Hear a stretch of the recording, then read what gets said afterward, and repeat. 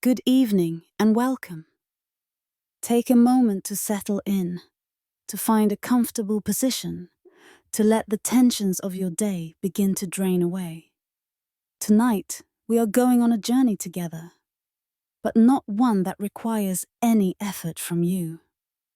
Simply listen and allow yourself to be carried along. We are traveling back through time, back more than 700 years, to the autumn of 1207. Our destination is a monastery tucked away in the rolling countryside of England, far from any city, far from the noise and bustle of the medieval world. Here, in this quiet place of stone and prayer, the world moves at a different pace, slowly, deliberately, peacefully. This is the world of Brother William, a scribe. He is 42 years old, though age matters little in his life. He has been a monk for 15 years, and a scribe for all of those years.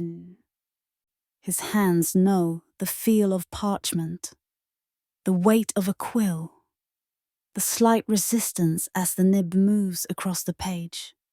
His days are spent in near silence, in a room filled with soft autumn light, copying the words that others wrote centuries before him. Brother William's life is one of routine and repetition. He rises at the same hour each day, eats the same simple meals, attends the same prayer services, sits at the same desk, performs the same careful work. To a modern person, this might sound monotonous, even unbearable. But for William, there is deep peace in this sameness. There is comfort in knowing exactly what each day will bring, in the absence of surprises or disruptions. Tonight, we will spend a day with Brother William. We will rise with him in the darkness before dawn. We will follow him through the 8 daily offices of prayer that structure monastic life.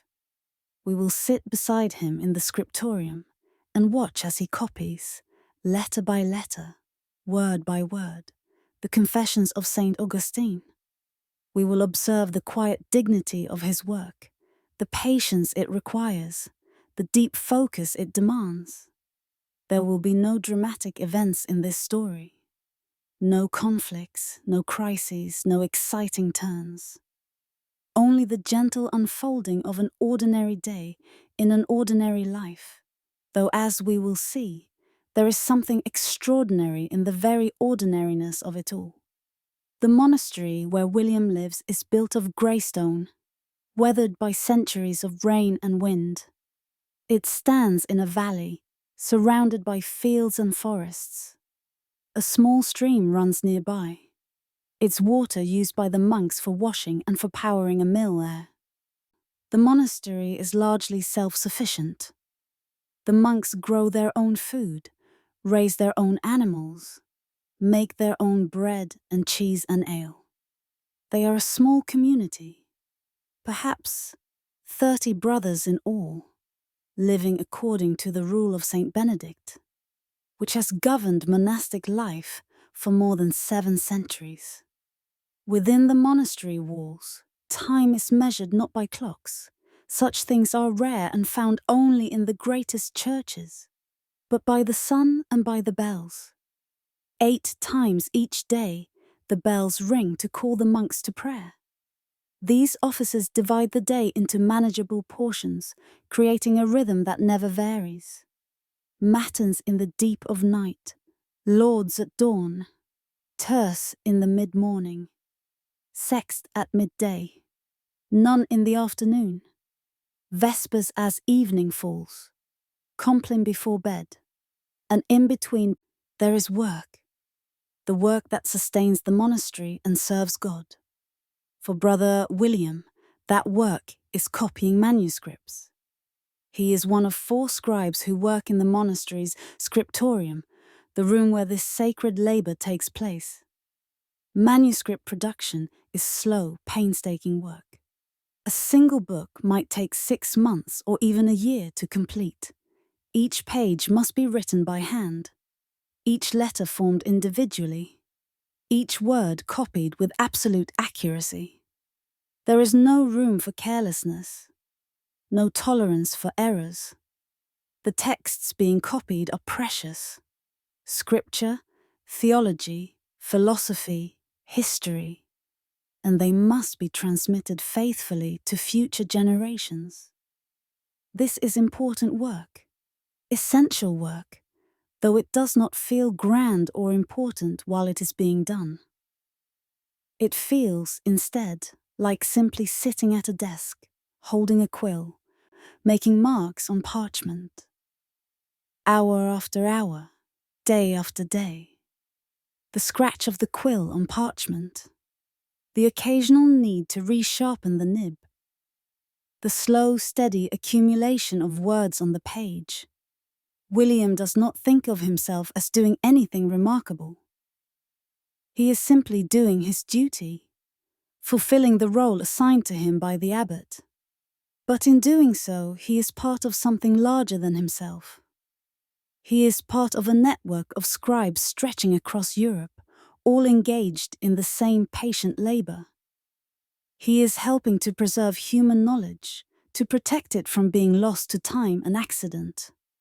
The manuscript he completes will outlive him by centuries.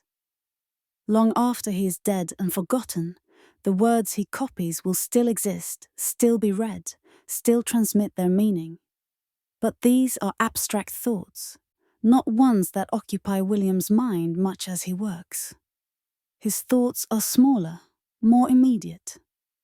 The comfort of routine, the satisfaction of a line written neatly, the quiet pleasure of being alone with his work in the peaceful scriptorium, the way the light falls through the windows, the coolness of the stone walls, the distant sound of birds outside. Let us settle into this world now. Let us slow down to the pace of medieval life.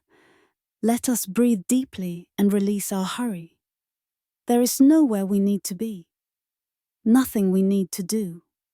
We are simply here, present in this moment, in this place, with Brother William. The year is 1287. The season is autumn. The world outside the monastery is preparing for winter. Fields being harvested, animals being slaughtered for winter meat, wood being cut and stacked. Inside the monastery, the rhythms remain unchanged. The bells will ring, the prayers will be said, the work will continue, and we begin, as William's day begins, in darkness. The bell for matins rings, while the world is still draped in darkness. Its sound is neither harsh nor gentle, simply steady and insistent. One note, repeated again and again, echoing through the stone corridors of the monastery. It is sometime around 2 in the morning, though such precise timekeeping matters little here. The monks do not count hours the way the outside world does. They rise when the bell rings, regardless of whether their bodies feel ready. The seasons dictate the exact hour of rising. In summer, when dawn comes early, matins is rung somewhat later. In winter, when darkness stretches long, it comes earlier still, so that the morning offices can be completed before the day's work begins.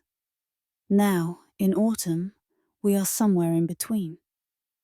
The air at this hour carries a crisp chill that has seeped through the stone walls during the night. The monastery, built of grey stone quarried from nearby hills, holds the cold like a living thing. Brother William wakes slowly. There is no alarm in his waking, no sudden start of panic or confusion. His body has learned the rhythm of the bells over 15 years of monastic life. Even in sleep, some part of him is listening for that sound, waiting for it. When it comes, he surfaces from dreams. If he was dreaming, he rarely remembers, into the darkness of the dormitory. He lies still for a moment, eyes open but seeing nothing in the blackness. He is aware of his body, the hardness of the mattress beneath him, the roughness of the woolen blanket covering him, the slight ache in his lower back that is always there upon waking. He is 42 years old, though he does not think much about his age. Numbers matter little here. He is neither young nor old in the monastery's eyes. He is simply a brother, a member of the community, with duties to perform. Time passes differently in the monastery than in the world outside. William left that world 15 years ago, when he was 27. He had been the second son of a wool merchant in a town 2 days' journey from here. His older brother was to inherit the business. William was meant to help, to be his brother's right hand. But William had felt a calling, a desire for something different. Not a dramatic vision or a voice from God, nothing so clear as that. Simply a persistent feeling that there was another path for him, a quieter one. His father had not understood. His mother had wept. But they had not forbidden it. William had taken his small inheritance. His father was not ungenerous, and given it to the monastery as his entry gift. He had put on the rough woolen habit. He had learned the prayers and the rules. He had found his place. Now, 15 years later, that other life feels distant and unreal, like something that happened to someone else. This is his life now. The bell, the darkness, the cold stone, the routine. He pushes back the blanket and sits up. The dormitory is long and narrow, with beds lining both walls. There are perhaps 20 beds in this room, though not all are occupied. Some brothers sleep in private cells, a privilege granted to the eldest, or those whose duties require it. William is not among these. He sleeps here with the others in the communal dormitory. In the darkness, he can hear the sounds of the other brothers waking, the rustle of blankets being pushed aside, the creak of the wooden bed frames. Someone's breathing, slightly labored. Brother Anselm, probably, whose lungs are not strong and who breathes with difficulty in the cold. The soft padding of feet on stone. These sounds are familiar, the same every morning. There is comfort in their sameness. No one speaks. The rule of silence holds firm from Compline, the last service of the previous day, until after breakfast. This is called the Great Silence, and it is strictly observed. Even necessary communication is done through gestures during these hours. William finds the silence restful. After 15 years, he has grown so accustomed to it that spoken words, when they come, sometimes feel jarring. The stone floor is cold beneath William's feet as he swings his legs out of bed. He slips his feet into his shoes, simple leather affairs, more like slippers than proper shoes, worn soft and shaped to his feet by years of use. They are his only shoes. They will be repaired when they wear through, patched and restitched, until they finally cannot be saved. Then he will be given another pair, just as simple, just as plain. His hands reach out in the darkness, finding his habit by touch alone.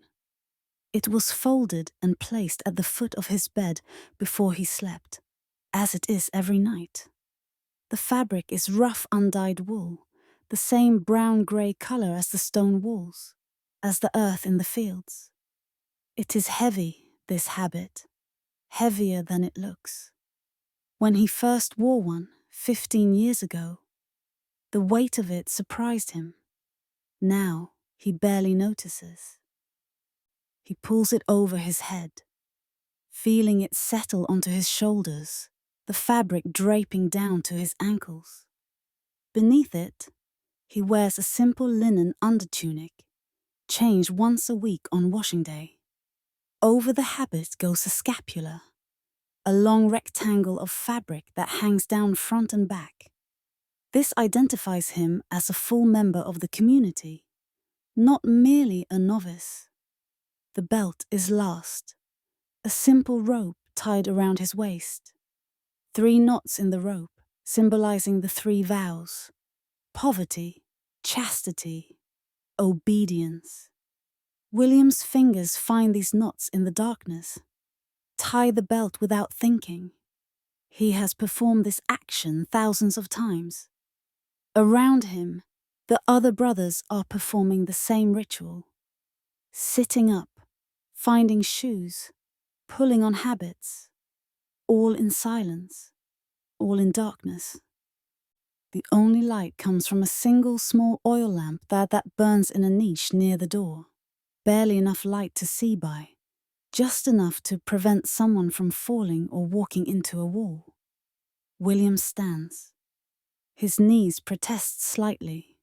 They always do in the morning, especially in cold weather. He is not an old man, not yet, but his body is beginning to show the wear of his life. The long hours sitting at the scriptorium desk are hard on the back and joints. The cold of the monastery seeps into bones and lingers there.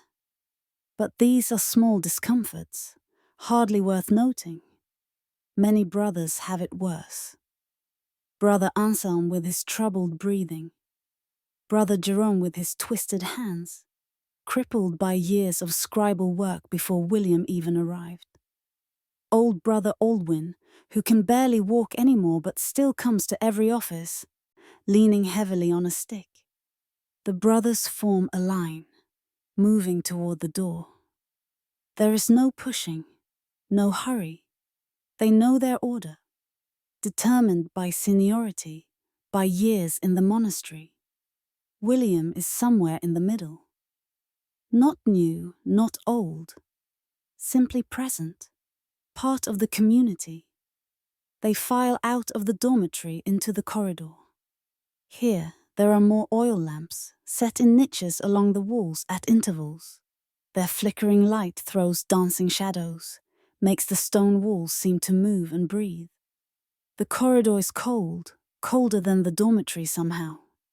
The monk's breath makes small clouds in the air visible in the lamplight. The monastery is a maze of corridors and rooms, all built of the same grey stone, all looking similar. The walls are thick, more than a yard deep in places, built to last for centuries. Small windows, set high in the walls, keep out the weather but let in little light. The floors are flagstone, worn smooth in some places by countless feet over countless years. William knows this place without thinking. His feet carry him through the corridors automatically. Turn right at the second lamp, straight past the alcove with the statue of the Virgin, left at the junction, down the stairs, 12 steps, worn conche in their centers. Another corridor. The door to the chapel is ahead, heavy oak bound with iron. The chapel is the heart of the monastery. It is larger than any other room, with a high vaulted ceiling that disappears into shadow above the lamps.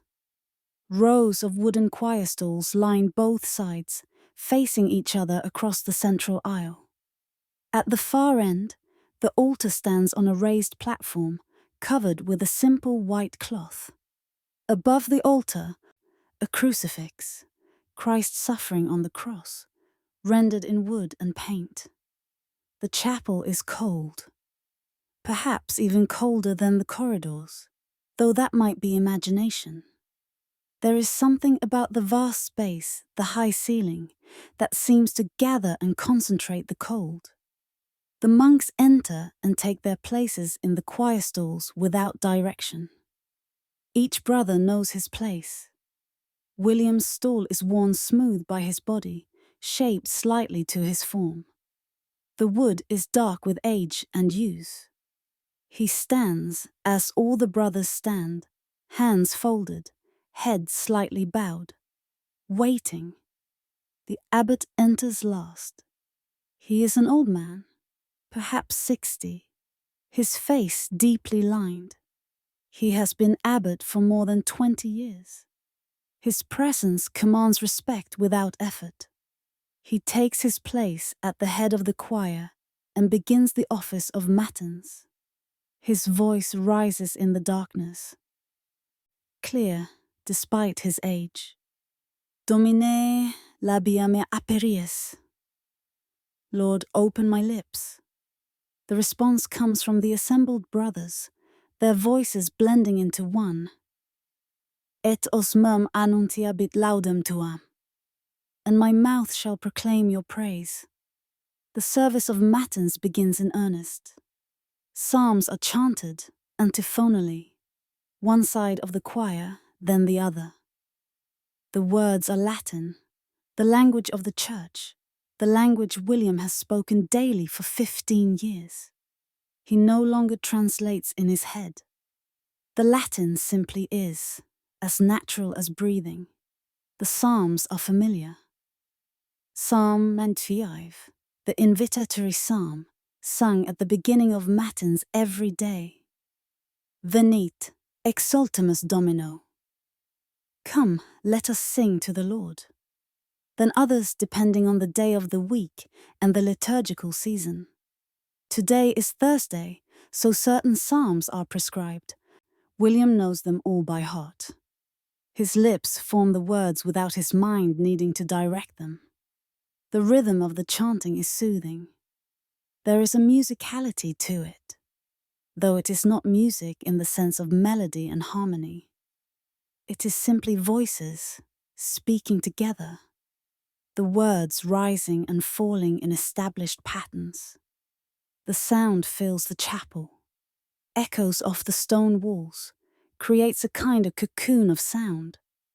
William's mind settles into a state that is not quite thought, not quite meditation.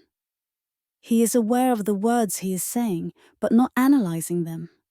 He is aware of his body, standing, the slight ache in his knees, the cold air on his face, but not fixated on it. He exists in a kind of peaceful present, neither remembering nor anticipating, simply being. This is one of the gifts of monastic life, though William would not phrase it that way. The constant repetition, the familiar rhythms, the unchanging routine, these create space for a certain quality of peace. The world becomes simple. There is no need to decide what to do next, no need to plan or strategize. There is only the next office, the next meal, the next task. One follows another in predetermined order. Matins is long, the longest of the offices, sometimes lasting an hour or more. But William is not aware of time passing. There is only the chanting, the standing, the occasional sitting, the rising again. Psalm follows psalm. A reading from Scripture. More psalms. A hymn. The prayers. After matins comes Lauds, the dawn office, without break. More psalms, more prayers. The same rhythm continues. Outside, the darkness is beginning to yield, though true dawn is still some time away. The high windows of the chapel show the faintest hint of grey instead of pure black. The stars, visible earlier through those windows, are fading.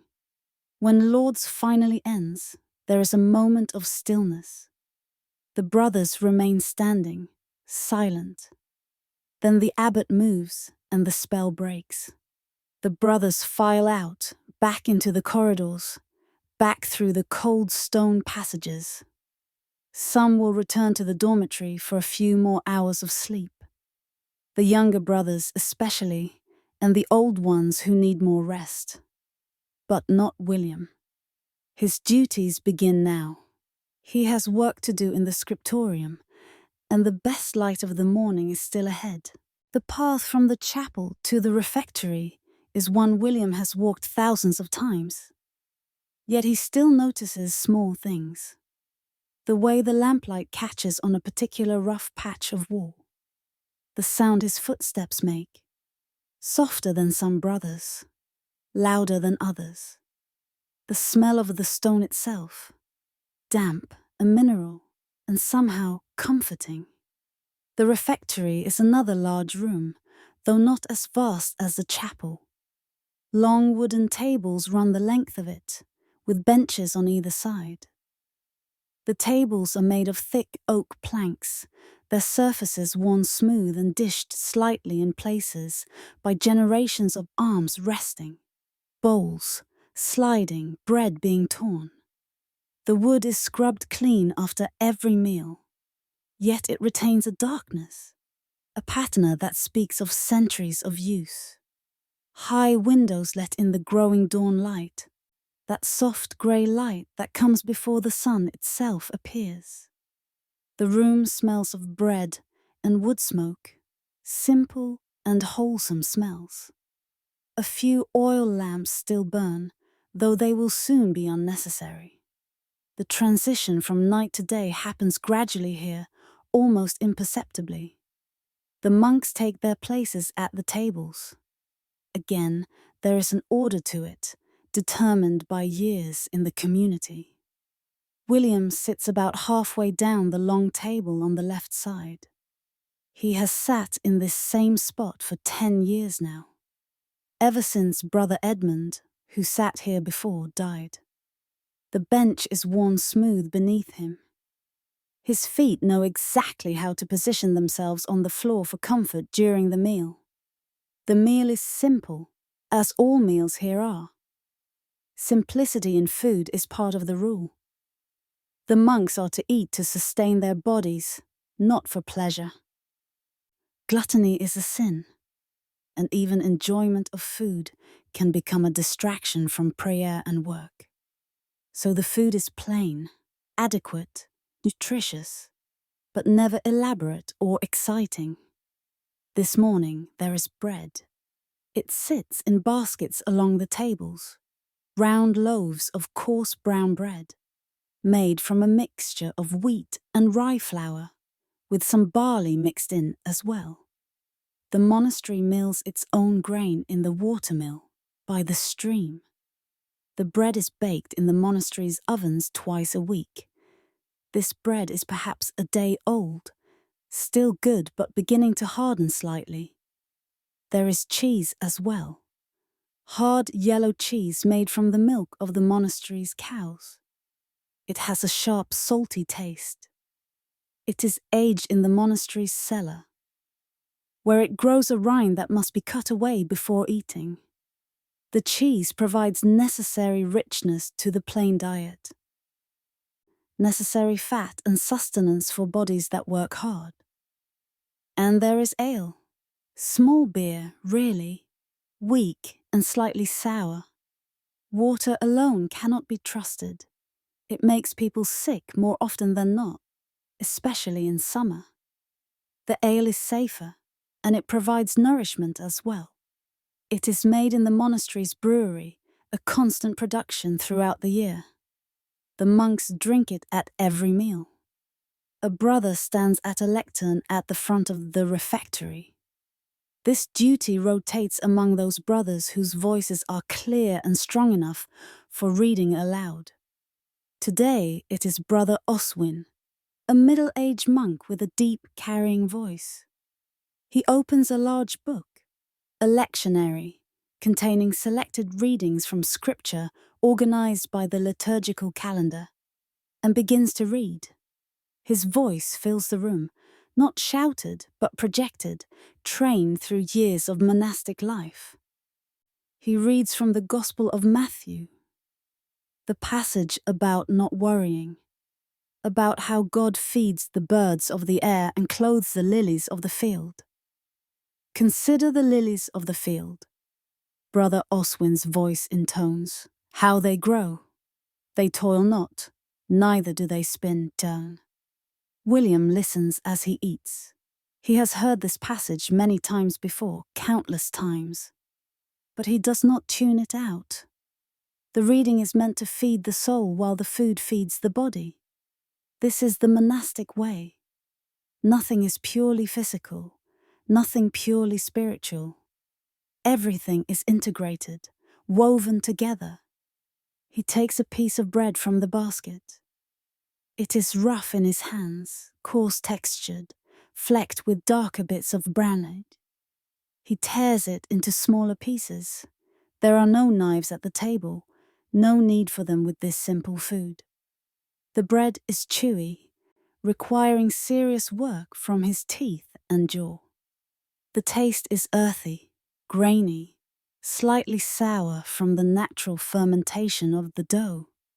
It fills his mouth and requires thorough chewing before he can swallow. He takes a piece of cheese next. It is hard and breaks rather than cuts, crumbling slightly. The taste is sharp and salty, coating his tongue. The saltiness makes him thirsty, so he drinks from his wooden cup. The ale is cool and sour, refreshing in its own way. It washes down the bread and cheese. William eats slowly, methodically. There is no conversation to distract him. The great silence still holds.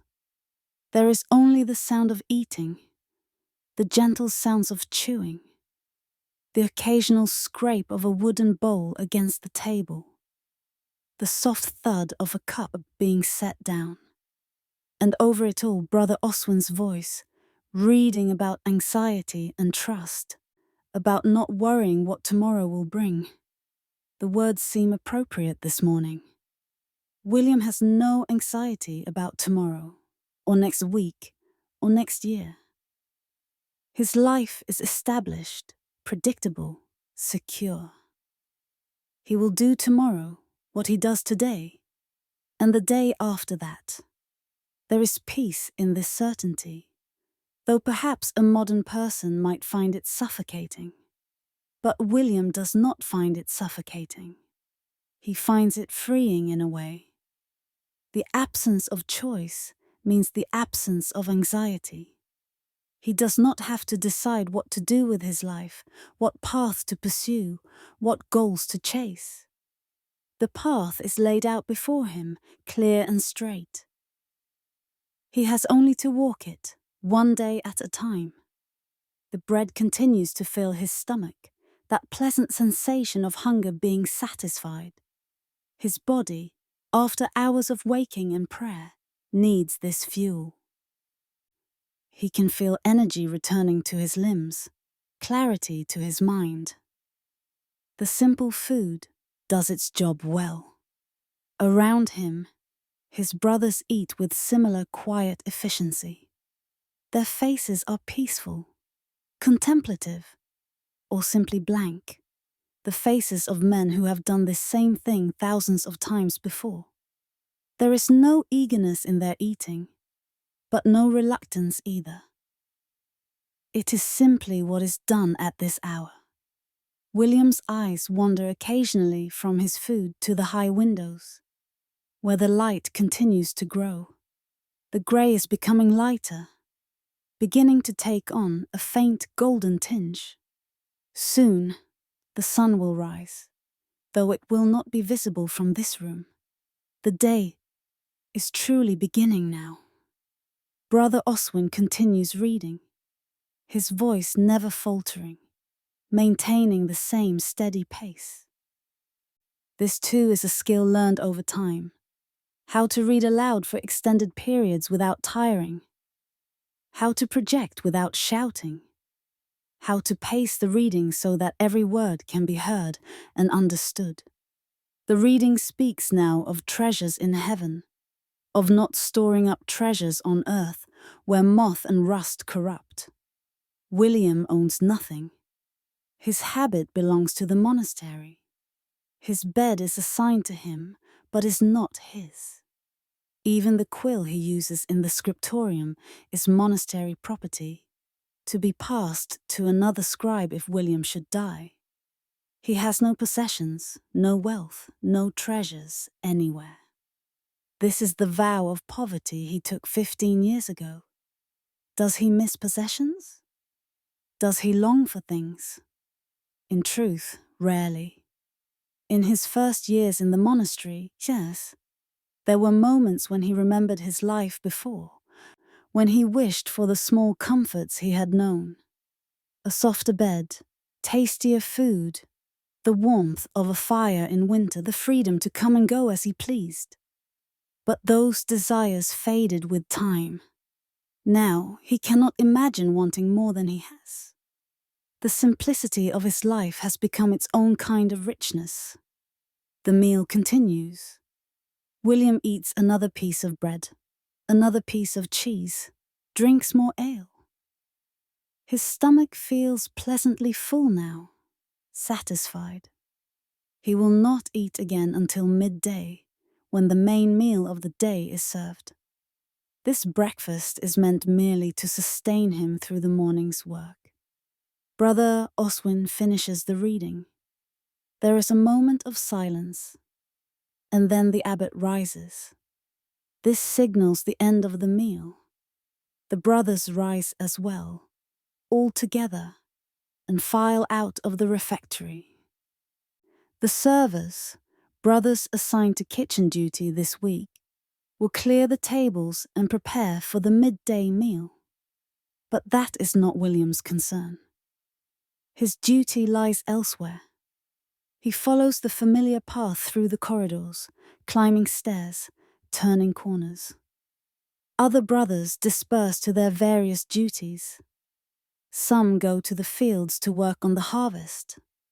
Autumn is a busy time for agricultural work. Some go to the kitchen to help prepare the midday meal. Some go to the infirmary to tend to sick or elderly brothers. Some go to the church to clean and prepare for the next office. William used to the scriptorium. This is his work, his calling within the monastery. This is where he will spend the bulk of his day, as he does almost every day. The scriptorium awaits, quiet and ready, with its desks and its parchment, and its quills and its ink. The work awaits, patient, endless, essential work. The scriptorium is reached by climbing a narrow stone staircase. 13 steps, each one concave in the center by centuries of feet. William counts them without thinking, his hand trailing along the cold stone wall for balance. At the top, a heavy wooden door stands slightly ajar. He pushes it open and enters. The scriptorium is located on the second floor of the monastery's main building, positioned carefully to capture the best natural light. The room is not large, perhaps 20 feet by 30 feet, but it feels spacious because of the high ceiling and the tall, narrow windows that line the southern wall. These windows are the scriptorium's greatest asset. They are larger than most windows in the monastery, specially designed to let in maximum light for the detailed work done here. The walls are stone, like everywhere in the monastery, but they have been whitewashed, making them pale and light reflective rather than dark grey. This brightens the room considerably. The floor is wooden rather than stone, which is unusual in the monastery. The wood is warmer underfoot and quieter when walked upon. Important considerations in a room where silence and concentration are essential. There are 6 writing desks in the scriptorium, positioned strategically near the windows. Each desk consists of an angled writing surface mounted on a sturdy wooden frame, with a flat shelf below for storing materials. Beside each desk is a tall stool, allowing the scribe to sit while working, but maintaining an upright posture that is easier on the back than sitting in a low chair would be. The desks are old, made of oak darkened with age and use, their surfaces marked with countless small scars and stains, the accumulated marks of generations of scribes. Despite these imperfections, they are remarkably smooth, worn by hands and sleeves until they shine dully in the morning light. William's desk is the second from the left. It has been his for 10 years, ever since Brother Edmund died and the desk became available. William had worked at a different desk for his first 5 years, one farther from the windows with slightly less ideal light. When Edmund died, the Armorius, Brother Benedict, keeper of the library and overseer of the scriptorium, had offered William this better position. It was not exactly a promotion, but it was a recognition of William's skill and dedication. He approaches his desk now with the familiar feeling of homecoming. This is where he belongs, where he does his work, where he spends more hours than anywhere else except perhaps the chapel and his bed. The desk is more familiar to him than his own face, which he rarely sees. Brother Thomas is already present, seated at his desk, which is to the right of William's. Thomas is younger, perhaps 30, tall and thin with a permanently serious expression. His fingers, long and ink-stained, move with careful precision across the parchment before him. He is copying a psalter, a book of psalms with musical notation. Extremely detailed work that requires both scribal and musical knowledge. Thomas has been working on this manuscript for more than 6 months, and he has perhaps 3 more months to go. Thomas does not look up when William enters. This is expected and appropriate. Speaking in the scriptorium is discouraged, except when absolutely necessary. Even greetings are dispensed with. The work requires concentration, and unnecessary sounds or movements can break that concentration, leading to errors. William takes his seat on the high stool, feeling it settle slightly under his weight. The wood is worn smooth, shaped over years to the contours of human bodies, though not specifically to his. He adjusts his position, finding the familiar balance, sitting upright enough to maintain good posture, but not so rigidly that his muscles will tire quickly. The morning light streams through the windows, soft and grey-golden, perfect for scribal work. Direct sunlight can be harsh, creating glare on the pale parchment and deep shadows that make it difficult to see details clearly. But on cloudy days, or in the early morning before the sun climbs high, the light is diffused and even, illuminating without overwhelming. Today is ideal, overcast, but bright. William begins the ritual of preparing for work, a sequence of actions so familiar that his hands perform them almost automatically. First, he retrieves the manuscript he is copying from. It rests on a special angled reading stand positioned to the left of his main work surface. The manuscript is old, perhaps a century old, copied from an earlier exemplar that is itself long gone. The parchment has yellowed with age, and the pages have a slight brittleness to them that requires careful handling. This manuscript contains the Confessions of St. Augustine, one of the great works of Christian theology and autobiography. William has been copying it for 4 months now, and he estimates he is perhaps halfway through. If he maintains his current pace, and barring illness or other interruption, he will finish in another 4 months, around the beginning of Lent.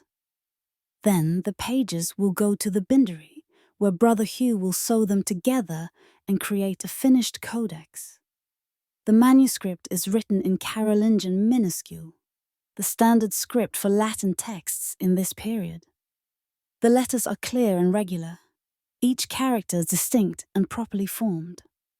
The scribe who created this copy was skilled. The writing is consistent throughout, with few visible corrections. William studies this script as he copies it, maintaining the same character forms, the same spacing, the same proportions. His goal is not to create something new, but to replicate exactly what is before him. Next, William retrieves a fresh piece of parchment from the locked cabinet where such materials are kept. Brother Benedict, the armarius, has already prepared several sheets for him. The cabinet is locked because parchment is valuable.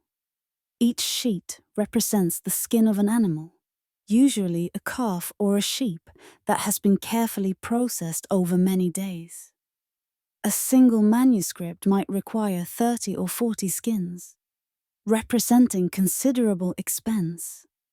The parchment William selects is made from calfskin, vellum, properly speaking, though the terms are often used interchangeably. It is pale and smooth, with the faintest trace of the animal's hair follicles visible as tiny dots across the surface. One side is slightly smoother than the other, the flesh side, where the skin was scraped thin. The other side, the hair side, retains a slightly more pronounced texture. Both sides will be written on, but William prefers to begin with the flesh side, which accepts ink more readily. He positions the parchment on his main work surface, the angled desk, orienting it carefully. The parchment wants to curl slightly. Even well-prepared parchment retains some memory of the animal's shape.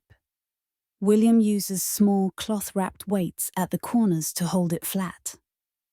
These weights are just heavy enough to keep the parchment in place without being so heavy that they might damage it. The parchment already bears faint ruling, horizontal lines pressed into the surface with a sharp stylus and a straight edge. William ruled these lines himself yesterday at Dijuan as part of his end-of-day preparation. The lines are barely visible, just enough to guide his writing and keep each line of text straight and evenly spaced. They were made using a lead stylus that leaves a faint grey mark, or sometimes simply by pressing into the parchment with a blunt stylus, creating a shallow groove. These ruling marks are not meant to be permanent or visible in the final product. They are working marks, guides for the scribe.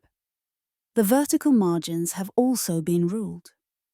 Lines at the left and right edges defining where the text should begin and end. Proper margins are essential. They frame the text, making it easier to read, and they provide space for annotations, corrections, or decorative elements. The proportions of text to margin follow established conventions passed down through generations of scribes. William checks his quills next. They rest in a small wooden holder on the desk, arranged by size and condition.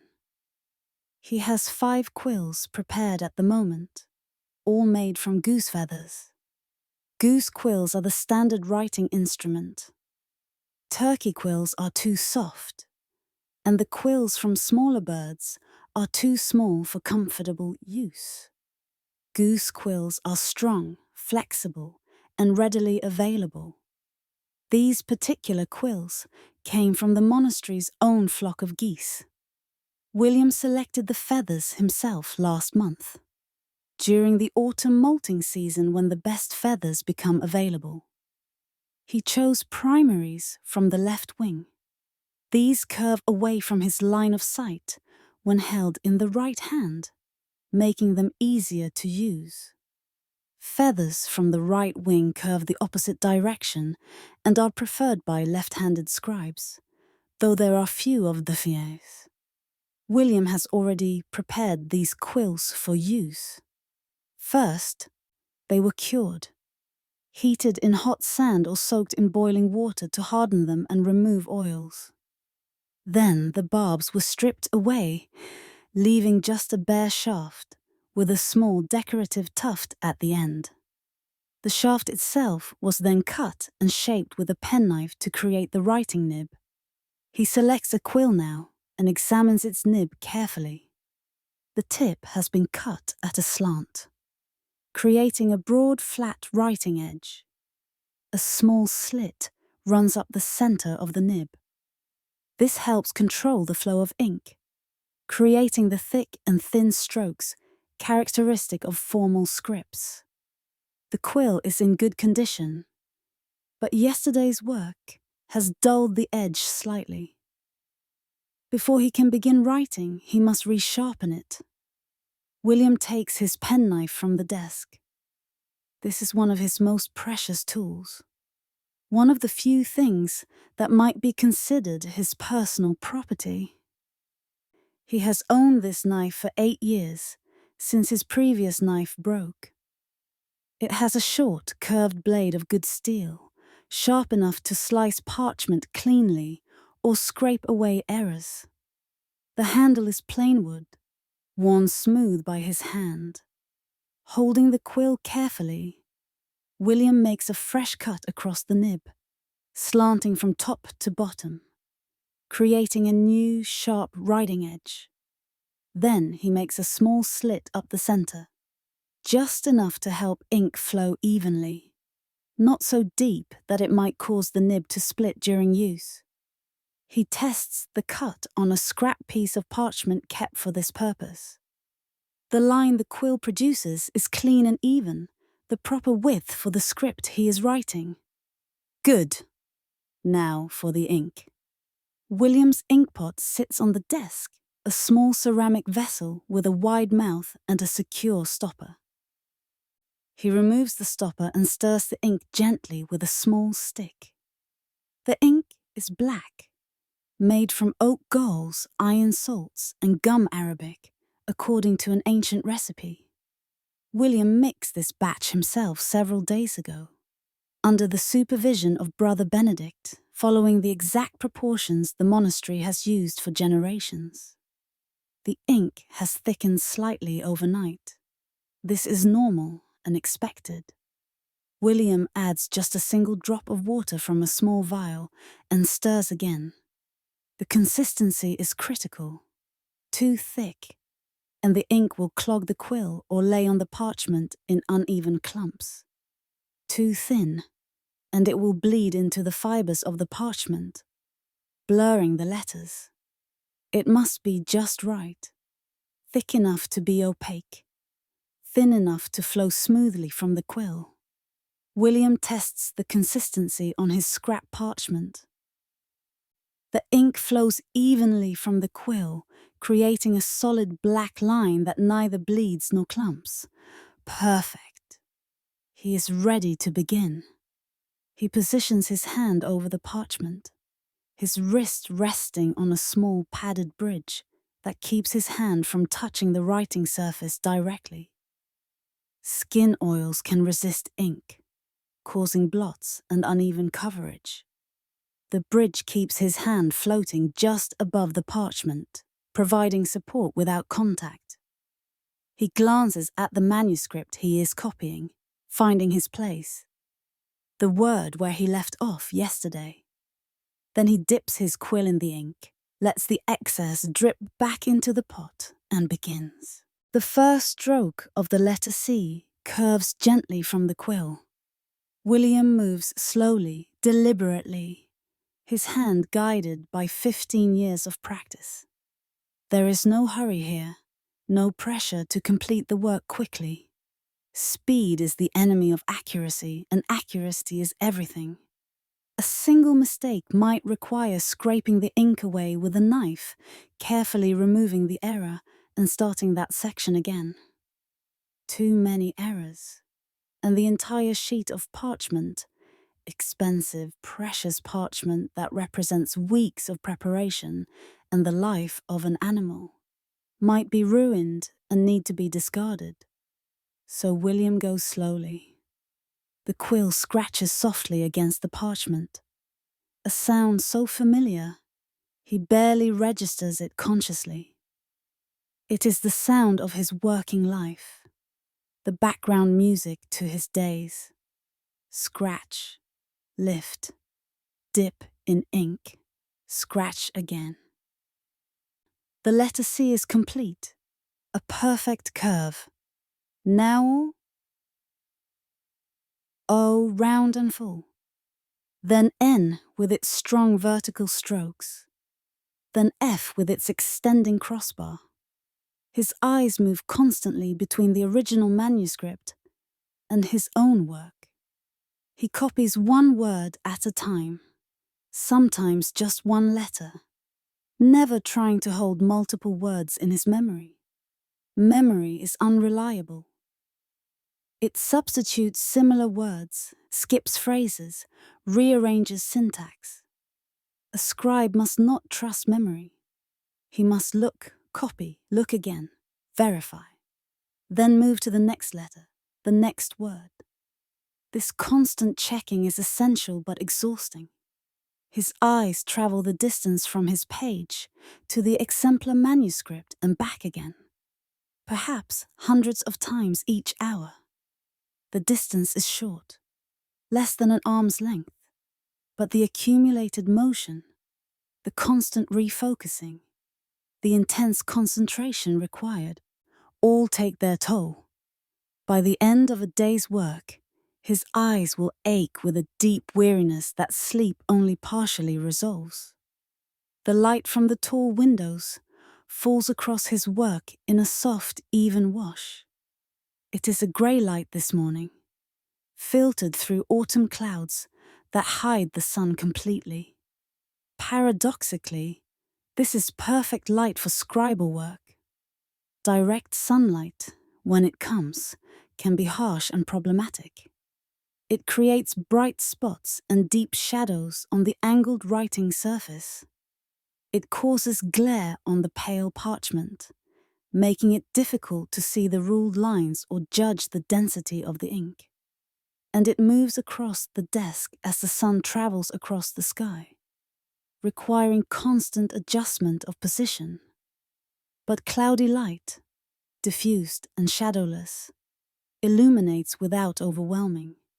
It is steady, unchanging, regardless of the sun's position. It reveals every detail without creating false shadows or misleading highlights. Scribes actually prefer days like this, grey and overcast. On such days, the work can continue uninterrupted from morning to evening without the light quality changing significantly. Time passes in the scriptorium. William is not conscious of its passage in any specific way. There is no clock in the room, no way to mark the hours except by the changing quality of light and the eventual ringing of bells. But in any case, clock time is irrelevant to this work. What matters is not how long it takes, but that it is done correctly. One word might require a minute to complete if it contains difficult letter combinations or unusual spacing. Another word, simpler and more familiar, might take only seconds. The pace is irregular, determined by the demands of the text rather than any external schedule. William's world has narrowed to the parchment before him, the manuscript to his left, and the quill in his hand. The rest of the scriptorium, the rest of the monastery, the rest of the world, all of this fades into irrelevance. There is only the work. One letter becomes another. One word flows into the next. One line slowly fills from left margin to right. His posture, developed through years of training, helps him work for extended periods without excessive discomfort. His back is straight, but not rigidly so. He has learned that rigid posture causes its own problems. His shoulders are relaxed and dropped, not hunched forward. His arm moves from the shoulder and elbow as well as the wrist, distributing the motion across multiple joints, rather than concentrating all the strain in one place. These are techniques Brother Ambrose taught him in his early years as a scribe. Ambrose was already an old man then, with gnarled hands and a permanently bent spine, the results of decades of scribal work performed without sufficient care for his body. He could no longer write himself. His twisted fingers could barely hold a quill, but he could still teach, and he was passionate about proper technique. "The work will destroy your body if you let it," Ambrose had said, his voice raspy and serious. "You must be mindful. You must take care. I was not careful when I was young, and you see the result." He had held up his hands, fingers bent at unnatural angles, permanently curved, as if still gripping an invisible quill. "Do not make my mistakes. The work is sacred, yes, but so is the body God gave you. Care for it." William had taken these lessons to heart. He is mindful of his posture, conscious of how his body feels as he works. He takes regular breaks to stretch and rest. He varies his position slightly throughout the day. And yet, even with all this care, there is still discomfort. It is impossible to avoid entirely. His eyes strain from the constant close focus, from the need to see tiny details clearly, from the movement between exemplar and copy. A small ache develops between his shoulder blades, a tightness that grows gradually over hours. His hand, gripping the quill in the same precise position for extended periods, begins to feel a familiar cramping sensation. The space between his thumb and forefinger, where the quill rests, grows sore. The muscles in his palm and fingers tighten. After perhaps an hour of continuous work, he cannot say exactly how long, but he feels it in his body. He pauses. Carefully, he sets down the quill, placing it precisely in the holder so the nib does not touch anything that might damage it. He flexes his fingers open and closed, spreading them wide and then making a fist, repeating the motion several times. The fingers resist, stiff and reluctant. There is a slight ache in the joints. He rolls his shoulders, feeling them crack and pop. He arches his back slightly, feeling his spine extend. He closes his eyes and raises his hands to his face, pressing his palms gently against his eyelids. The pressure feels good, relieving some of the strain. He sits like this for perhaps 30 seconds, simply breathing, letting his body rest. When he opens his eyes again and removes his hands, the world seems slightly blurred for a moment. He blinks several times, and his vision clears. These small breaks are necessary. Brother Ambrose taught him that too. Work too long without rest, and two things happen. Mistakes begin to creep in as concentration wavers, and the risk of injury increases. Regular brief pauses actually make the work go faster overall because they maintain quality and prevent the kind of errors that require time-consuming corrections. William looks at what he has accomplished. Perhaps 20 lines of text, filling most of the page's first column. Maybe 200 words. He does not count exactly, but he has a sense of it. The work is good. The letters are neat and even, properly formed according to the standards of Carolingian minuscule. They march across the page in orderly rows, maintaining consistent height, weight, and spacing. The overall effect is one of regularity and clarity. This is exactly what is wanted in a manuscript. Not individual brilliance or creativity, but consistency and accuracy. William feels a quiet satisfaction as he examines his work. It is not pride, exactly. Pride is one of the 7 deadly sins, and he is conscious of avoiding it. But there is a legitimate satisfaction in work done well, in a task performed with competence and care. This is not about him, not about his ego or his reputation. It is about the text, about serving the work itself. And from that perspective, this is good work. The text has been faithfully transmitted. No errors are visible. The next scribe who copies from this manuscript will have a clear, accurate exemplar to work from. He picks up the quill again, dips it into the ink, and returns to the manuscript on the reading stand. His eyes find the next word, Magna Opera Domini. Great are the works of the Lord. He copies it carefully, 1 letter at a time. Magna Opera Domini. The Latin words flow from the exemplar through his eyes, to his hand, to the new parchment. He is a conduit, a vessel through which the text passes unchanged from one page to another. The morning progresses in this rhythm, slowly, methodically, peacefully. The scratch of quills is the dominant sound in the scriptorium. William's quill, Brother Thomas's quill at the next desk, perhaps another brother working at one of the other stations. The sounds overlap and blend, creating a soft, irregular rhythm. It is not quite music, but it is not quite silence either. It is the sound of concentrated work, of minds and hands engaged in difficult, detailed tasks. Occasionally, someone coughs quietly, a brief interruption quickly suppressed. Once, Brother Thomas rises from his stool to sharpen his quill, the scrape of knife on feather creating a brief, distinctive sound.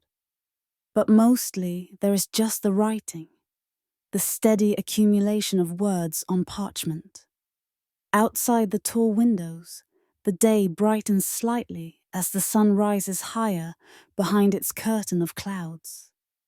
The grey light becomes fractionally less grey, taking on the faintest suggestion of gold.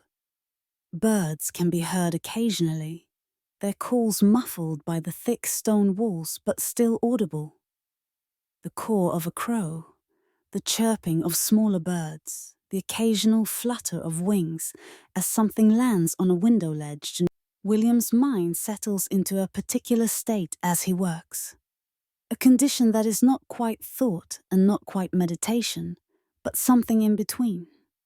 The work is familiar enough, automatic enough, that his hands can continue their task without requiring his full conscious attention. This allows his mind to drift gently, thoughts arising and dissolving without much direction or control. He thinks about the words he is copying sometimes. Today's passage from Augustine's Confessions speaks of confession and sin, of the struggle to live rightly before God. These are familiar themes to William. He has copied many religious texts over his 15 years as a scribe. He has written out the same psalms dozens of times. Psalm 23, Psalm 51, Psalm 139. Their words so familiar, he could probably recite them from memory. He has copied passages of scripture, lives of saints, theological treatises, sermons, prayers. Most of the time, he does not think deeply about the content. The words are simply words, shapes to be reproduced accurately. Their meaning is secondary to their form. But occasionally something strikes him. A phrase will catch his attention, resonating with something in his own experience or raising a question in his mind. Today, as he copies, a particular sentence arrests him briefly. Inquietum est cor nostrum donec requiescat in te. Our heart is restless until it rests in you.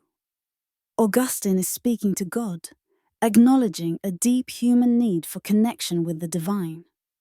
William pauses, his quill lifted from the page, and considers this. Does he feel this restlessness? Does his heart seek rest in God? The question is complicated. His life is ordered and peaceful. The routine of monastic life provides structure, stability, security. He knows what each day will bring. There are no surprises, no uncertainties. In this sense, he has rest. And yet, there is something else, something harder to name. Small, quiet feeling of incompleteness, of yearning. Not for any specific thing, not for possessions or pleasures or freedoms he has given up, but for something less tangible. Connection, perhaps. Understanding. A sense of ultimate meaning or purpose that remains just slightly out of reach. But these thoughts are too complex for this moment. They drift through his mind briefly and then pass, like clouds moving across the sky. William returns his attention to the work. He finishes copying the sentence, making sure every letter is correct. Then he moves to the next sentence, the next thought, the next task. This is the rhythm of the work, periods of pure mechanical action, hand moving without much conscious thought, interrupted occasionally by moments of connection with the content. But those moments pass quickly. The work continues. The next word, the next line, the next page. At some point, William cannot say exactly when, the bell rings for terce, the mid-morning prayer service. He is in the middle of a word when the first chime sounds. He finishes the word. It would be wrong to leave it incomplete. Then carefully sets down his quill. He wipes the nib clean with a soft cloth, then caps his ink pot. This is important. Ink left exposed to air will dry out and thicken. He arranges his quills neatly in their holder, places a clean cloth over his work to protect it from dust, and rises from his chair. His body protests slightly at the movement. His legs are stiff from sitting. His back aches. He stretches briefly, feeling his spine pop in several places. This is normal. This is simply what happens to a body that sits and bends over a desk for hours at a time. The other scribes are also putting away their work. They move with the same unhurried efficiency, the same practiced motions. No words are exchanged. They file out of the scriptorium in silence and hold their way back to the chapel. Terce is shorter than matins and lauds. More psalms, more prayers. William stands in his choir stool and lets the familiar words wash over him. His mind is clearer now after the break from copying. He can feel his eyes relaxing, no longer straining to focus on tiny letters. The chapel is warmer now than it was in the pre-dawn hours. Not warm, but less cold. The stone walls seem to absorb and hold whatever small heat the gathered bodies of the monks produce. Light comes through the high windows, that same grey filtered light that filled the scriptorium. William prays. He prays, without thinking too hard about it, the words automatic, ingrained. The Lord's Prayer. The Gloria. Responses chanted back and forth between the abbot and the brothers. It is soothing, this ritual. The sameness of it is comforting. When Terce concludes, the brothers disperse to their various duties. William returns to the scriptorium. The morning's work is not yet done. When William returns to his desk, he does not immediately resume copying text. Instead, he turns his attention to a page he completed several days ago, which has been set aside to dry completely. Now it is ready for the next phase, decoration. Not every page receives elaborate decoration. That would be impractical, too time-consuming. But at the beginning of each chapter or major section, there is typically an illuminated initial, a large, ornate first letter decorated with colors and gold leaf. William is not the primary illuminator for the monastery. That honor belongs to Brother Martin, an elderly monk with trembling hands but a keen eye for design. However, all the scribes are expected to execute at least simple decorations. William has become reasonably skilled at these over the years, though he does not consider himself an artist. He is a copyist, a preserver of text. The decoration is secondary to that mission. The page before him begins a new section of the Confessions, and he has left space for a large capital letter P. Now he must transform that space into something beautiful. First, he sketches the design lightly in lead point, a thin stick of lead that makes a faint grey mark on the parchment. The letter P will curve gracefully, its bowl filled with interlacing vines and small flowers. Nothing too elaborate. Simple. Elegant. He works slowly, getting the proportions right. The bowl must be round but not too round. The stem must be straight and strong. The vines must flow naturally, not look cramped or forced. When he is satisfied with the sketch, he begins to apply color.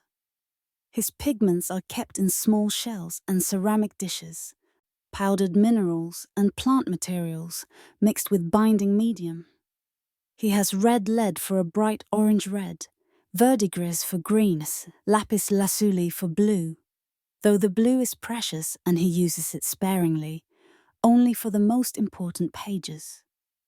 Today, he will use mostly red and green with the touches of yellow ochre. He mixes a small amount of red lead with gum arabic and water in a shell, stirring with a tiny brush until it reaches the right consistency, thick enough to be opaque, thin enough to flow from the brush. He paints carefully, filling in sections of the letter with steady strokes. The brush is made from squirrel hair, fine and pointed.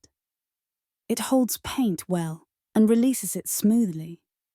He has had this brush for 3 years, and he takes good care of it, washing it thoroughly after each use. The work is meticulous and requires intense concentration. A slip of the hand, a blob of paint where it should not be, can ruin the effect. He paints one section, then waits for it to dry before moving to an adjacent area. This prevents colors from bleeding into each other. The light from the window is perfect for this work. He can see exactly where the paint is going, can catch any imperfections immediately. The grey day that made the morning's copying pleasant continues to serve him well. Time passes in this focused state. Paint, wait, paint again. The vines take shape, curling and twining. The flowers emerge, simple 4-petaled blooms in yellow. The letter P begins to transform from a mere functional symbol into something that pleases the eye. This is different from copying text. When copying, William's mind can drift. But painting requires his full attention every moment. He cannot think about other things. There is only the brush, the paint, the parchment. He is aware that this decoration will last.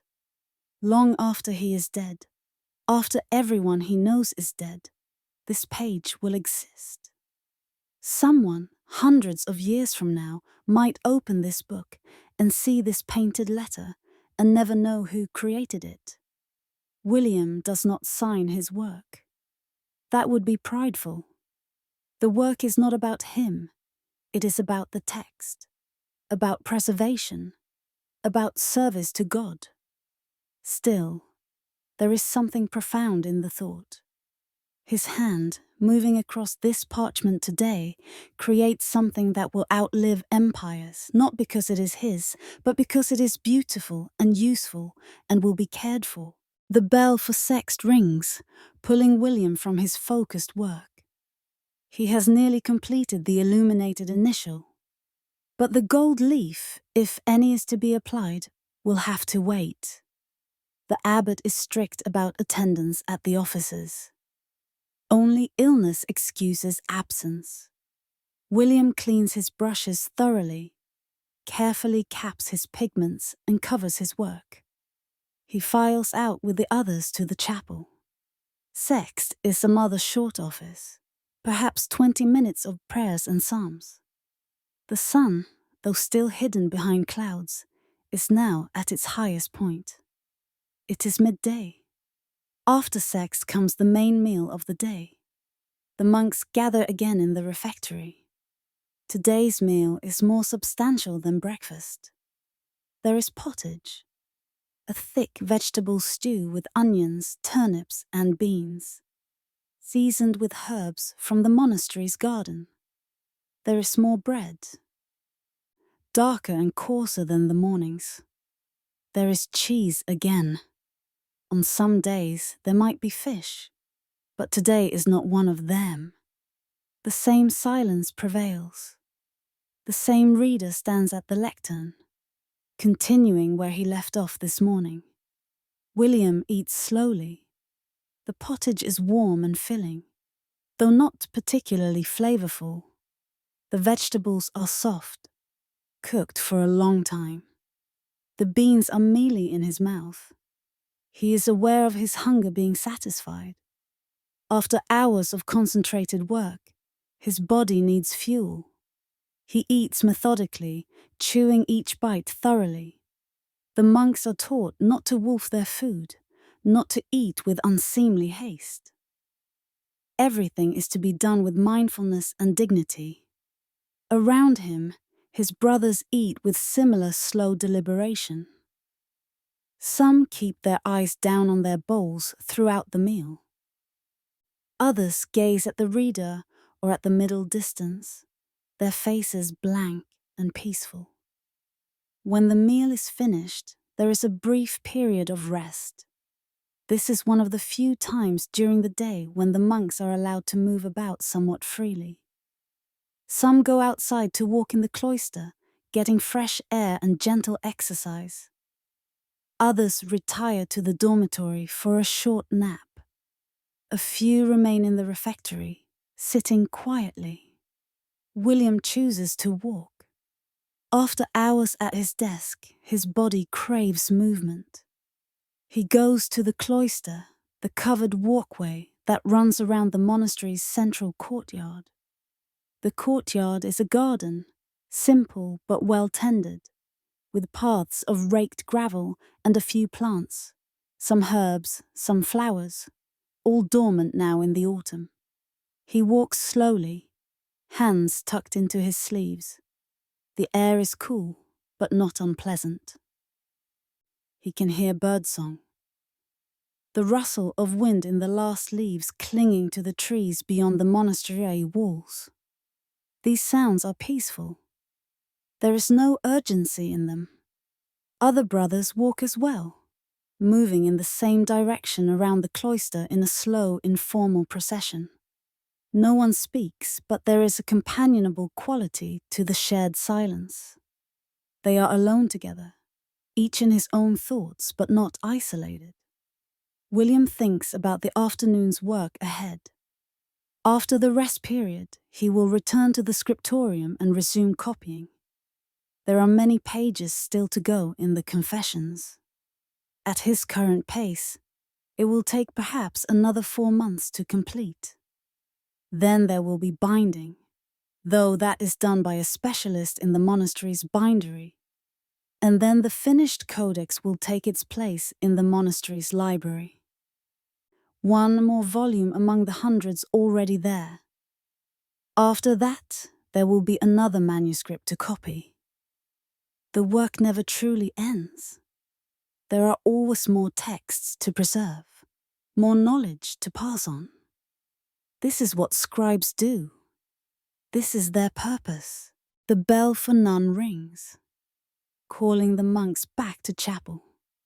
Another office, another round of prayers.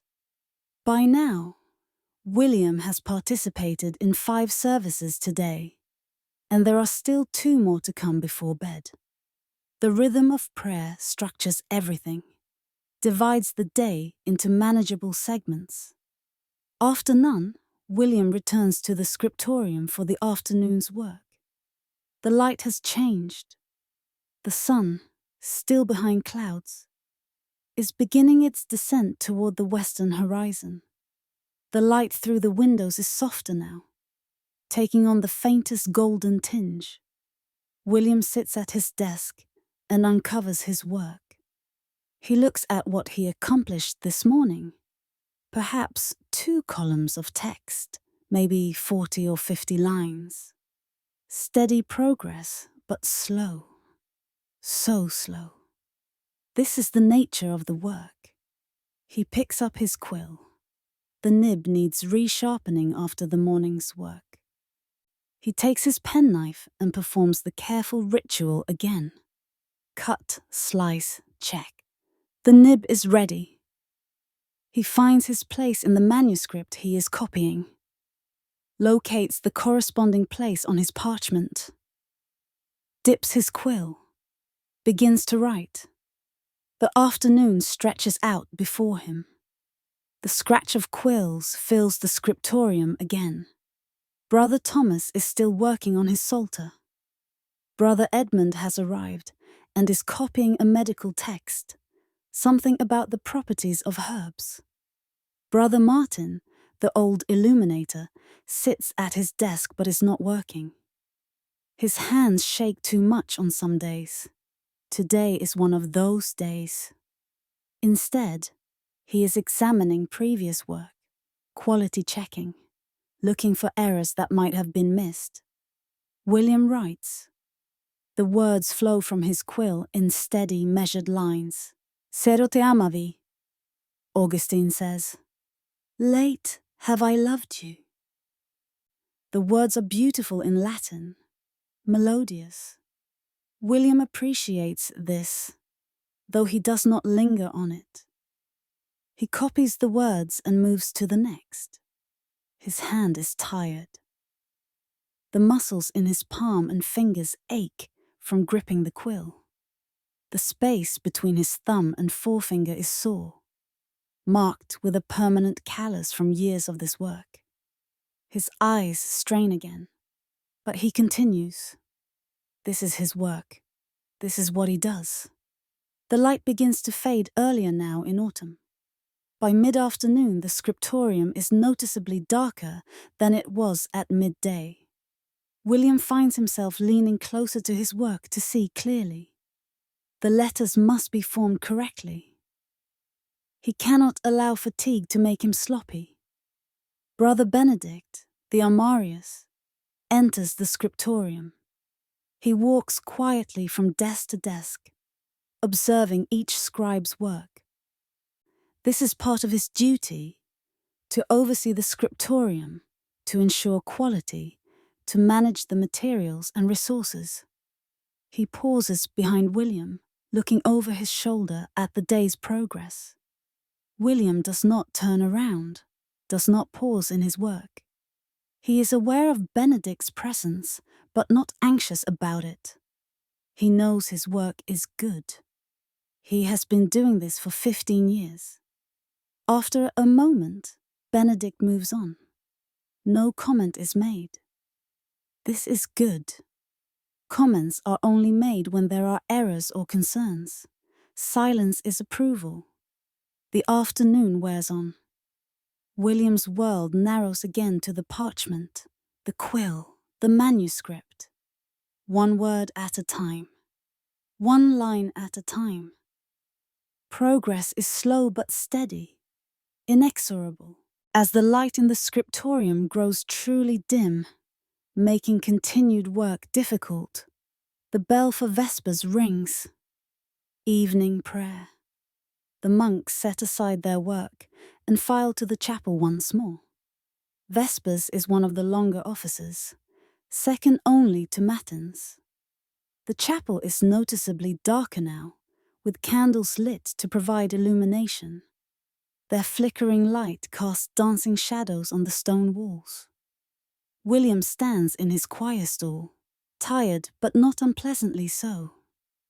It is the tiredness of honest work, of a day spent productively. His voice joins with the others in the evening psalms. The words speak of darkness and light, of the day's end and the night's beginning, of rest and renewal. There is something particularly peaceful about Vespers. Perhaps it is the knowledge that the workday is essentially done. Perhaps it is the gathering darkness outside, the sense of the world settling down. The chanted prayers seem to echo more deeply in the evening, to resonate in a way they do not during the day. When Vespers concludes, the monks proceed to the refectory for supper. This is a lighter meal than the midday dinner. Bread, cheese, perhaps some fruit, if any is available, and weak ale. The food is consumed quickly, with less ceremony than the earlier meals. After supper, there is a brief period of free time before compline, the final office before bed. This is when monks might take care of personal tasks, mending clothing, washing, tending to their cells. William returns to the dormitory. He has no mending to do. His habit is worn but intact. Instead, he sits on his bed for a few minutes, simply resting. His feet ache, his back aches, his hand aches, but these are familiar aches, expected and manageable. He thinks back over the day's work. How much did he accomplish? He tries to calculate, though he is not particularly skilled at figures. Perhaps 3 or 4 pages of text? Maybe 2,000 words. It is hard to say exactly, but it is progress. Tomorrow he will do the same. And the day after, and the day after that. Slowly, steadily, the manuscript will be completed. The bell for compline rings. The monks gather one final time in the chapel. Compline is short and solemn, the last prayers of the day. There is a finality to it, a sense of completion. The day that began in darkness ends in darkness. After compline, the great silence begins. No talking is permitted from now until after breakfast the next morning. The monks file back to the dormitory in utter quiet. No footsteps echo. Everyone has learned to walk softly. No one coughs or clears their throat if it can be helped. William reaches his bed. He removes his shoes and his habit, folding it carefully. He lies down on the narrow mattress.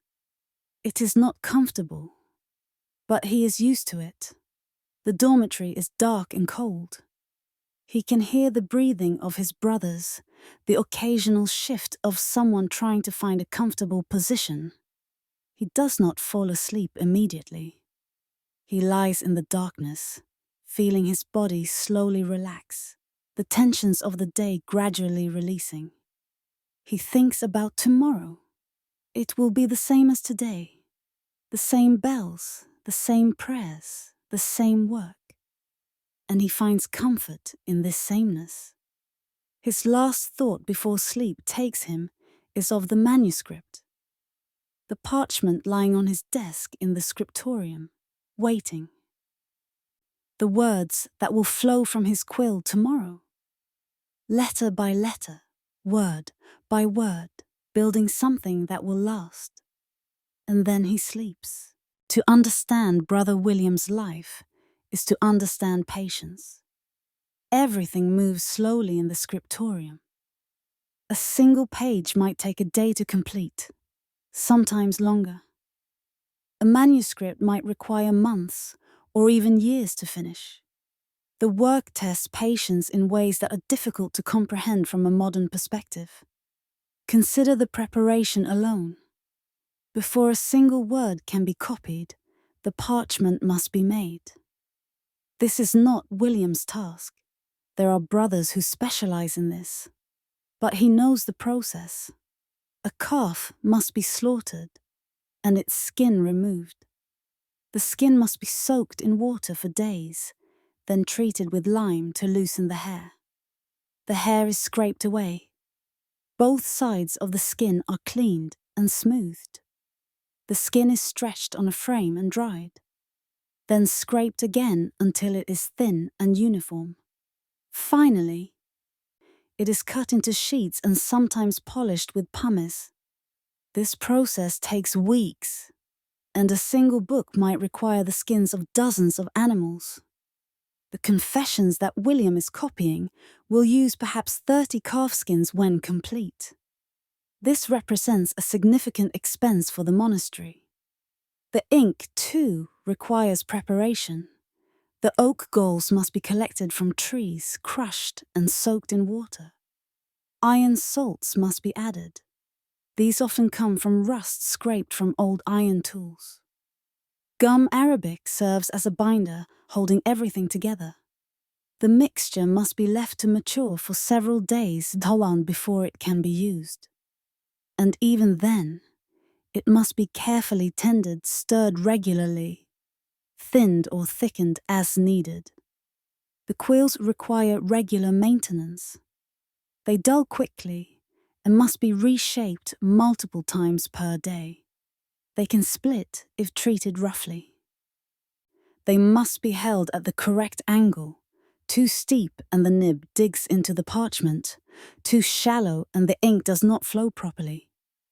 Every aspect of the work requires care, attention, knowledge passed down through generations of scribes. And all of it is done by hand, by individual human effort, slowly. William is not alone in this work. The scriptorium is part of a larger network of scriptoria across Europe. Monasteries everywhere are engaged in the same patient labor of copying manuscripts. They are preserving classical texts from antiquity, copying Christian scripture and theology, recording contemporary history and knowledge. This network is informal but real. Manuscripts circulate between monasteries. A monastery might lend a codex to another monastery so it can be copied. Scribes might travel, bringing their skills to new locations. Techniques and recipes are shared. How to make the best ink, how to prepare parchment, how to mix pigments. William has never traveled to another monastery, but he has met visiting scribes. They spoke, during the brief periods when speech was permitted, about their work, their methods. One visitor from a monastery in France described using a different style of script, one that was even more compact than the Carolingian minuscule William uses, allowing more text per page, but requiring exceptional skill to execute clearly. These exchanges are valuable. The work of copying is fundamentally conservative. Scribes are taught to reproduce exactly what they see, to change nothing. But there is still room for improvement in technique, for refinement in method. William takes pride, though he tries not to, in the quality of the work produced in his scriptorium. The manuscripts created here are clear, accurate, and when illuminated, beautiful. Other monasteries request copies made here. This is a form of reputation, of recognition. But the work is also humbling. When William copies a text that is itself a copy of a copy of a copy, stretching back through generations of scribes, he is aware that he is simply one link in a long chain. His work is important, but he is not important. The text will survive him. It will be copied again by scribes not yet born. This is the paradox of the scribe's life. The work is absolutely essential. Without it, knowledge would be lost. But the individual scribe is replaceable. Another scribe could complete the confessions if William fell ill or died. The work would continue. For William, copying manuscripts is not merely mechanical labor. It is a form of prayer, a spiritual practice. Each word copied is an act of devotion.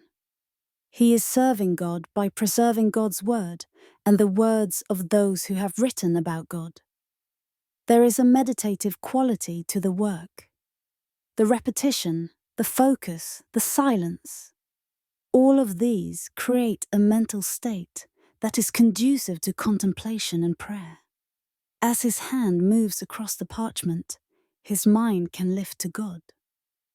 As he copies the words of Augustine or other saints, he absorbs their wisdom, considers their arguments, reflects on their insights. Some days, the work feels sacred in a profound way. The scriptorium becomes a place of holiness. The scratch of quills, a form of music. The growing stack of completed pages, a kind of offering. Other days, it simply feels like work. His hand hurts. His eyes hurt. His back hurts. The words are just words, shapes to be reproduced. He feels no particular spiritual elevation. He continues anyway, because this is his duty, his contribution to the monastery's life. This is the reality of monastic life, of any dedicated practice. Some days are transcendent. Most days are ordinary. What matters is showing up, doing the work, maintaining the discipline. William knows that not everyone understands this. The world outside the monastery, the world he left behind at age 27 to join this community, moves faster, seeks immediate results and gratifications. People there would see his work as tedious, impossibly slow, boring. But William has learned something those people may never learn. That there is deep satisfaction in slow work done well. That patience is its own reward. That participating in something larger than oneself gives life meaning. Despite all his care, William makes mistakes. Not often, but they happen. His eye skips a line, and he copies the wrong sentence. He misspells a word, transposing 2 letters. He leaves out a phrase, losing his place in the original manuscript. When he catches an error immediately, the correction is straightforward, if unpleasant. He uses his penknife to carefully scrape away the incorrect text. This requires a gentle touch. Too much pressure, and he will damage the parchment, perhaps even creating a hole. The scraped area can be polished with a smooth stone to restore some of the surface quality. Then he can write over it again.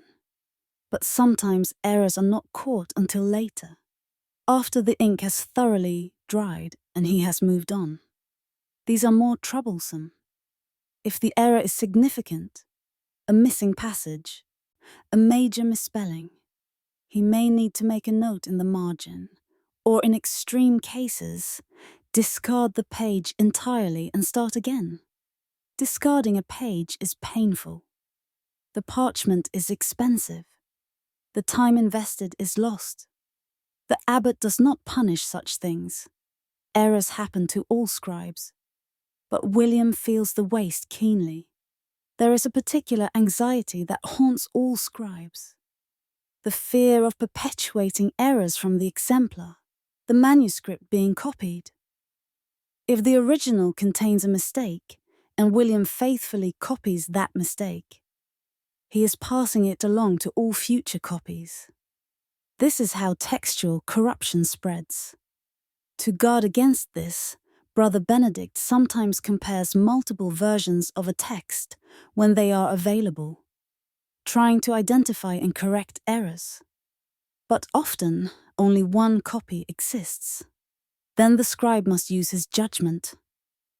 If something seems wrong, a word that does not fit the context, a grammatical error, he might check with Benedict or the abbot. But he cannot simply change things on his own authority.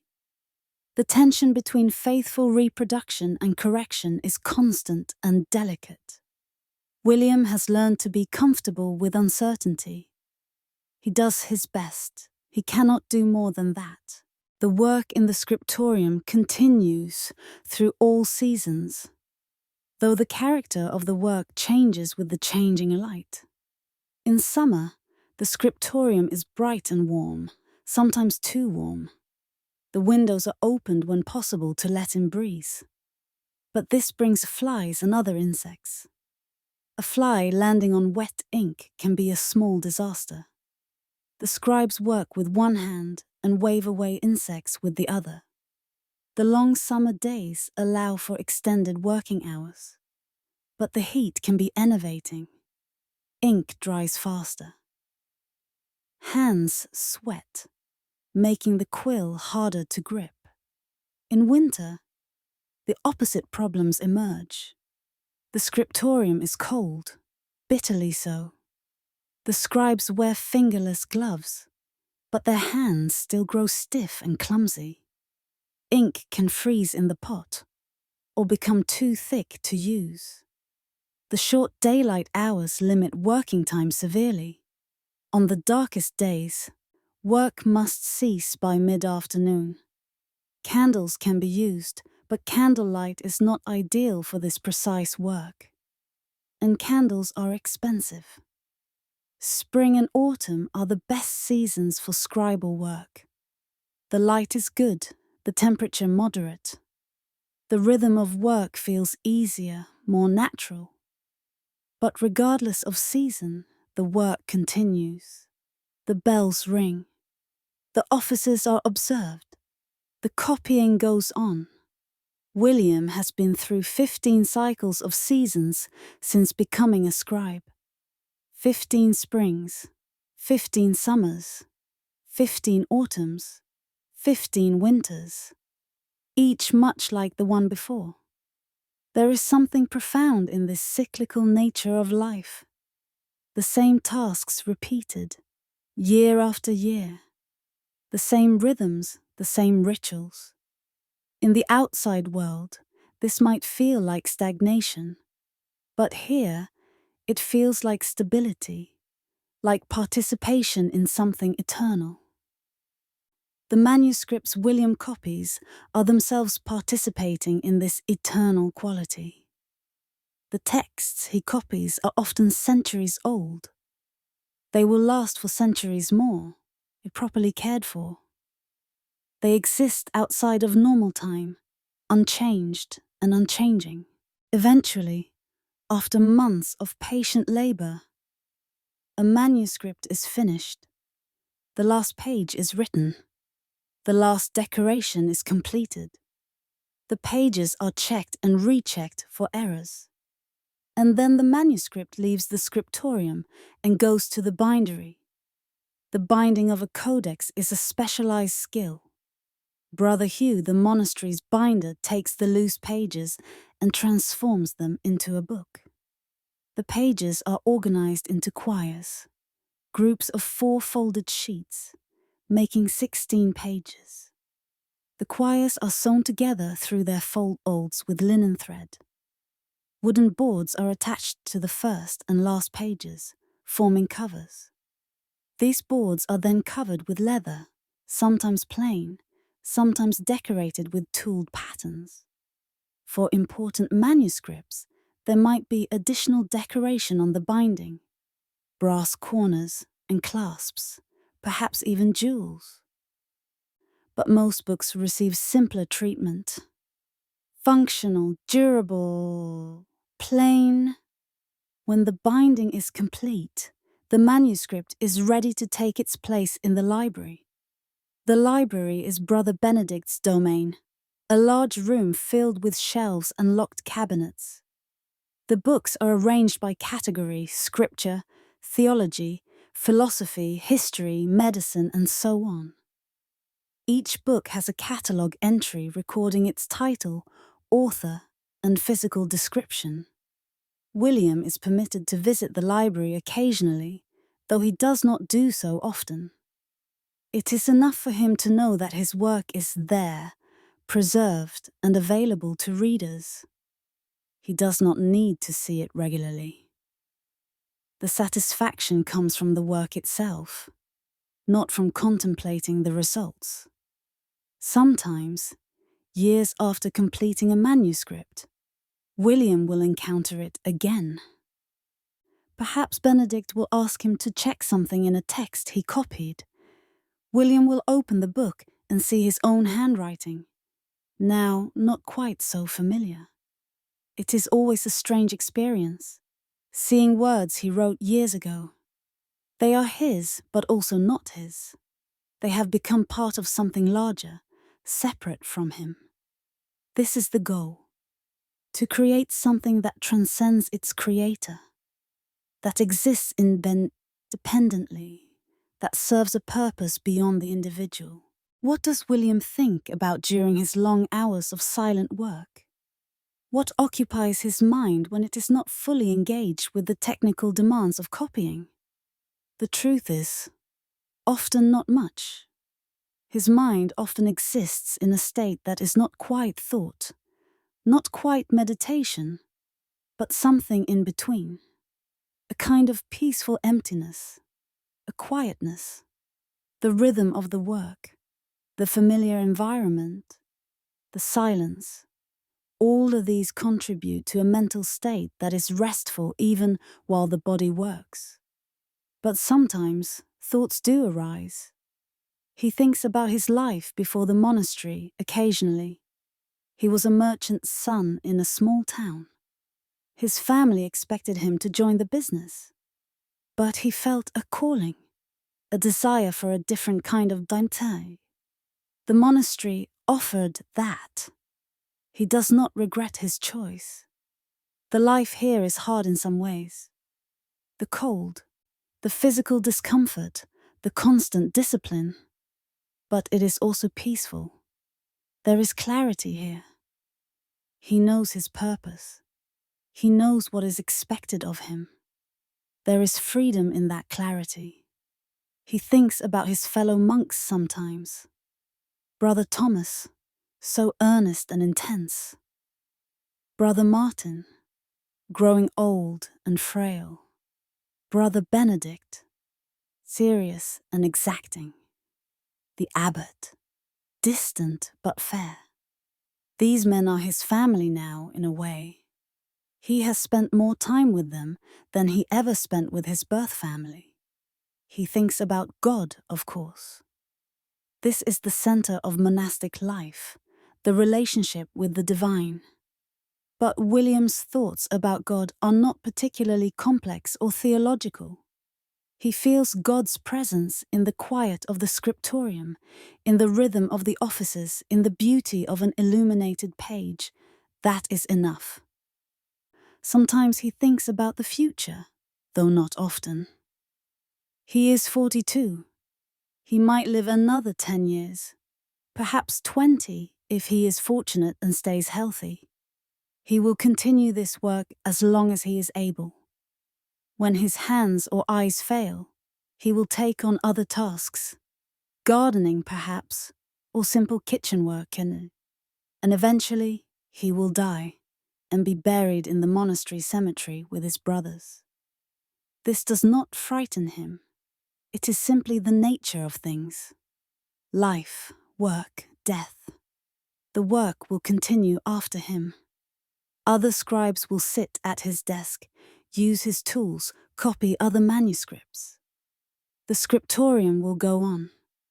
This is the peace of the monastic life, accepting one's place in the larger order, letting go of the need for individual significance, finding meaning in service and routine. The library William helps to build and maintain contains a significant portion of human knowledge as it existed in the late 13th century. The manuscripts here represent centuries of accumulated wisdom. Scripture and theology, certainly, but also medicine, astronomy, mathematics, philosophy, history, and literature. There are copies of Augustine and Jerome, Gregory and Ambrose. There are psalters and gospel books. There are the works of Boethius and Aristotle. There are herbals describing medicinal plants. There are chronicles recording the deeds of kings and saints. There are treatises on music and geometry. Most people in the world outside the monastery cannot read. Even many nobles are illiterate. The written word is a specialized form of communication, accessible only to the educated clergy and a small number of merchants and officials. This makes the work of the scriptorium even more important. The monasteries are the primary repositories of written knowledge. Without them, without the patient work of scribes like William, most of this knowledge would simply vanish. A single fire, a single accident, could destroy texts that exist in only 1 or 2 copies. This has happened. William knows of manuscripts that have been lost, texts mentioned in catalogues but no longer existing, knowledge that cannot be recovered because the only copies were destroyed. So the copying continues, creating redundancy, spreading copies across different locations, ensuring that knowledge survives, even if individual manuscripts do not. William's contribution to this effort is small. 1 manuscript every few months, perhaps 30 manuscripts over his entire career. But multiplied across hundreds of scribes in dozens of monasteries, the cumulative effect is enormous. Knowledge is being preserved, protected, passed forward to future generations. This is not dramatic work. There are no decisive moments, no grand gestures, just patient, daily labor. But it is labor that matters profoundly. And so William's days continue to unfold in their established pattern.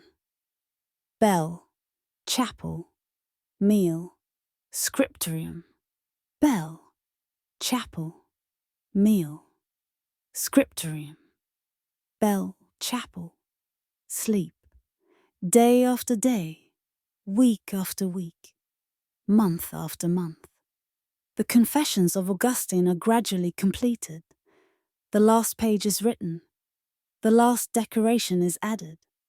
The manuscript goes to the bindery and emerges as a finished codex, taking its place in the library.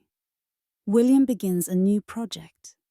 A copy of Bede's Historia Ecclesiastica, the history of the English Church. Another months-long endeavor. He approaches it the same way he approaches everything. Patiently, carefully, 1 page at a time. The seasons turn. Autumn becomes winter, cold and dark. Winter becomes spring, bringing longer days and softer light. Spring becomes summer. Summer fades to autumn again. William ages slowly. A new grey hair appears in his tonsure. The lines around his eyes deepen. His hands become more arthritic, though not yet to the point of preventing work. He is aware that his body is gradually wearing out, that the years of sitting and close work are taking their toll. But he continues. This is what he does. This is who he is. New monks arrive at the monastery. Older monks die. The community changes and yet remains the same. The essential character of the place persists, even as individual members come and go. William trains a young monk in the basics of scribal work. The young man, Brother Peter, barely 20 years old, is eager but clumsy. His letters are uneven, his lines crooked. But he is willing to learn, and William remembers being clumsy himself once. He teaches Peter what Brother Ambrose taught him years ago. How to prepare the quill, how to mix the ink, how to rule the lines, how to sit properly, how to pace oneself. The same knowledge, passed down through generations, now being passed to a new generation. This is the pattern. This is how the work survives. Not through any one individual, but through the transmission of knowledge and skill from one scribe to the next. In the evening of another day, William sits at his desk in the scriptorium. The light is fading. His day's work is nearly done. He will write perhaps a few more lines before the bell for vespers rings. He dips his quill in ink and continues copying. The words flow onto the parchment in steady, practiced strokes. He is copying a passage about time, about how humans measure it and experience it. What is time, the text asks. If no one asks me, I know. If I wish to explain it to one who asks, I know not. William understands this paradox. Time in the monastery is different from time in the outside world. It is measured by bells and offices, by the slow progress of copying, by the cycle of seasons. It moves slowly here, but it also passes quickly. 15 years of scribal work feel both like an eternity and like no time at all. He finishes the line, sets down his quill, covers his work. The bell will ring soon. He will go to chapel, then to supper, then to compline, then to bed. Tomorrow will begin the same cycle again. This is his life. This is his contribution. One word at a time, one line at a time, one page at a time. He is helping to preserve human knowledge and pass it forward into an unknown future. It is quiet work, unremarkable work in many ways, but it is essential, and in its own way, it is profound.